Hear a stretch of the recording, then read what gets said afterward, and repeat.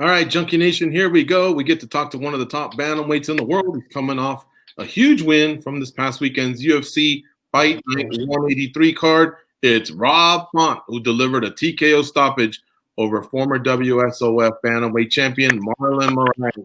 What's going on, Rob? How are you? What's going on, guys? How you doing? Whoo, how you doing, man? How you doing? That's a big statement win.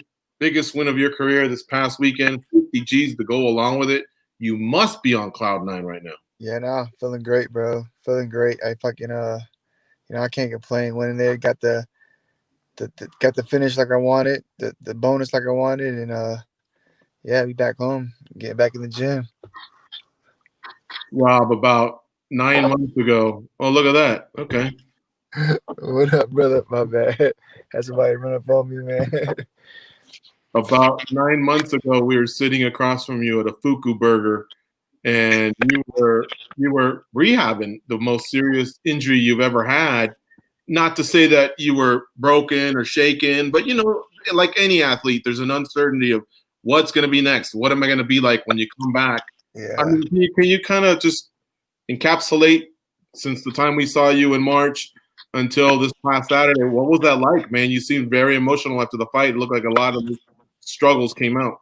Yeah, no, it was it was rehab. It was tough. So it was obviously it was at least 4 days a week, nonstop. But once we got home from Vegas, we just kept doing it again. Another four times a week, getting active and as much as I can, obviously at home. But it was tough. It was long, but once it got to the point where it was just strength and conditioning, like that's when I got my groove back. Started shadow boxing a little more. Started moving a little better, and then yeah, before you know it, I was back to training full time. You keep a pretty positive mindset, but we're all human. Did you ever have bad days? Did you ever have days of doubt? I mean, just not gonna say days of doubt, just more of like just frustration because just wanted to hurry up and get back to work. But I just knew if I got like I just if I did the work, put my head down and just let time be time, and just let it like naturally heal and keep doing what I could do on my end. Eventually, I'll get back into the cage. So it was just more frustrating than anything. Who kept you in the game? Who kept your spirits up? It was wifey all day, man.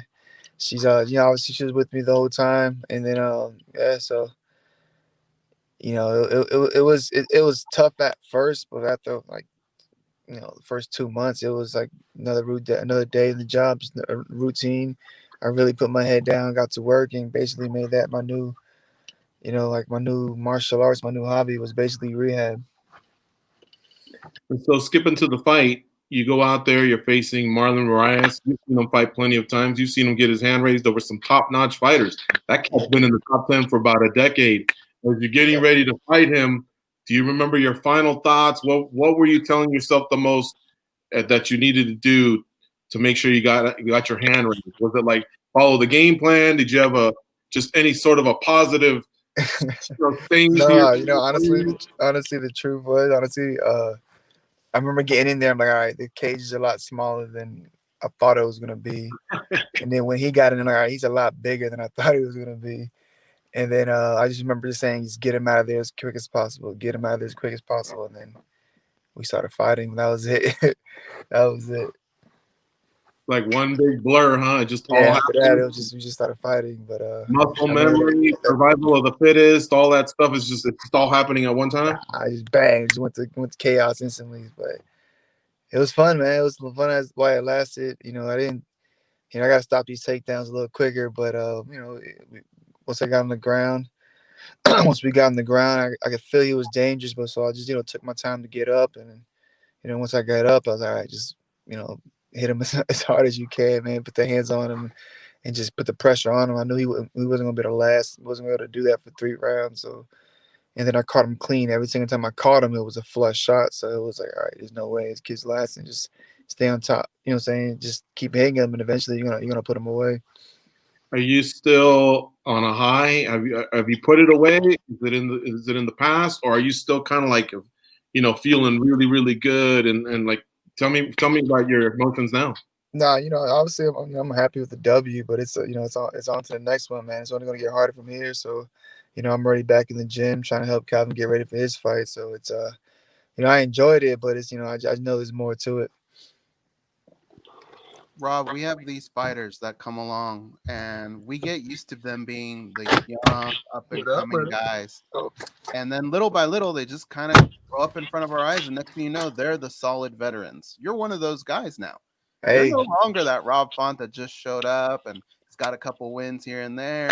You're a guy that's established. You're a veteran. Can you take me back to that first fight with George Roop in the UFC? What would you say is the biggest difference between the guy that stepped into the cage that night and then the guy that stepped in the cage against Marlon Moraes? man, a lot. Definitely a lot more patient. Obviously a lot more experience, but I would say patience, a lot more patient now.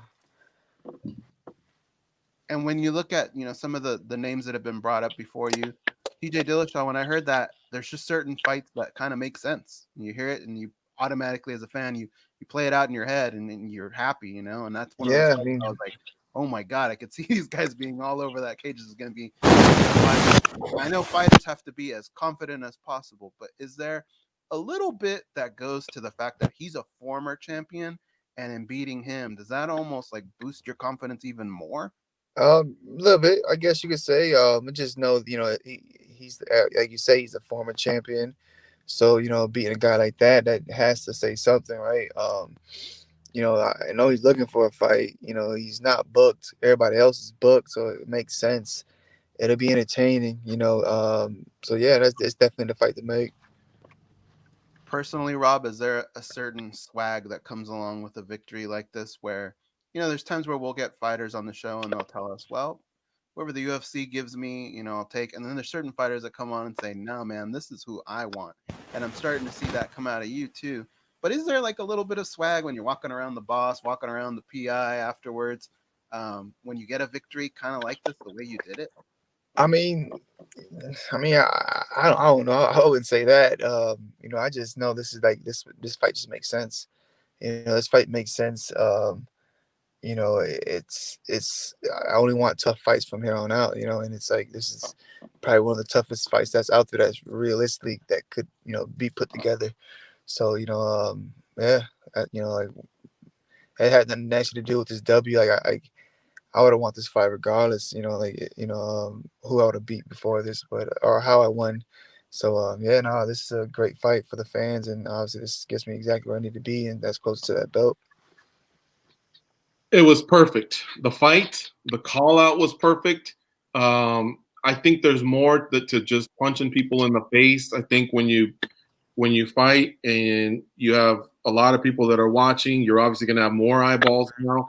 So the fact that they're investing in the future and you telling them what you want, that was awesome. So whether you came up with that or your team, I don't know. But tell me something. What were the first things Tyson and CK and what did they tell you guys? What did they tell you either in the octagon or in the locker room? I mean, is that what they pictured as well? Like stoppage like that? Yeah, no, definitely. Yeah, we can even like email you the game plan. Like Tyson wrote it out word for word exactly how this would go. What kind of dangers we would see if he shot, and he actually kind of predicted that he was going to shoot on us first. Um, yeah, no, it went smooth. I just I guess I got the round wrong.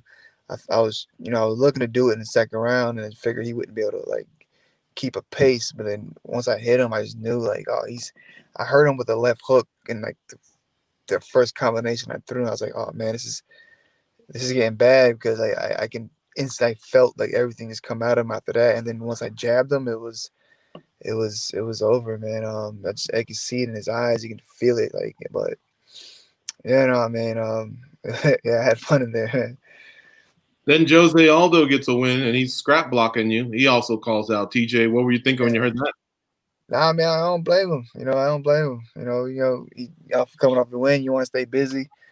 But he didn't. I don't know. He saw that fight. It is what it is. Your knee good? Yeah, 100%. Got a brand new knee. That's awesome. All right. How soon do you want to do this? Man, like I'm thinking, what, like March, some, try to get back in there, give me another camp, and I'm ready. I don't know if you've noticed, but your 4 bonuses have either come right before Christmas or mid-year in July. So, Yeah. you might want to fight those 2 months every year for the rest of your career. Gotta keep flowing with it. It's coming up, man. I don't know if your Christmas list or your shopping list is the last thing you're looking for when you're walking in there. Oh man, Gotta go get it, man. I got a big family, man. Gotta get after it, man. Hey, last question. What kind of text did you get from your big family and your friends that were watching? I'm sure your phone was blowing up all weekend. Oh, it's going crazy, man. A lot of bad words, man. A lot of bad words, but yeah, no, man, nothing but love, man. Everybody's, giving me nothing but love. I'm feeling it. I also want to give a shout out to everybody that reached out to me. Sorry I haven't got back to you, but it's been getting crazy, man. But man, it's been nothing but love. Ain't it great when you get to finish someone? You don't have to wait for them to say something, and then you have that face that we talked about. Yeah, there's no that surprise face, man. It's just straight to it. You go in there, you handle your business. There's no face, there's no judges. The best feeling ever. Yeah, and that was a great fighter you beat, man. That's awesome. Congrats. Thank you, man. Thank you, guys. I hope you get the fights that you want because you deserve them. Thank you. Happy holidays, Merry Christmas, all that. Stay safe, of course. Say hello to the rest of the cartel. Got you, brother. I got you. Talk to you next year when we preview whoever it is they give you. Let's do it. Dillashaw, or one of them top guys. We'll see, man. Regardless, I know it's gonna be another tough fight. It's gonna be a big fight, so I'm excited. Regardless who I fight, I know it's gonna be huge. So I'm ready. That's what's up. All right, man. Thanks again for having me on, guys.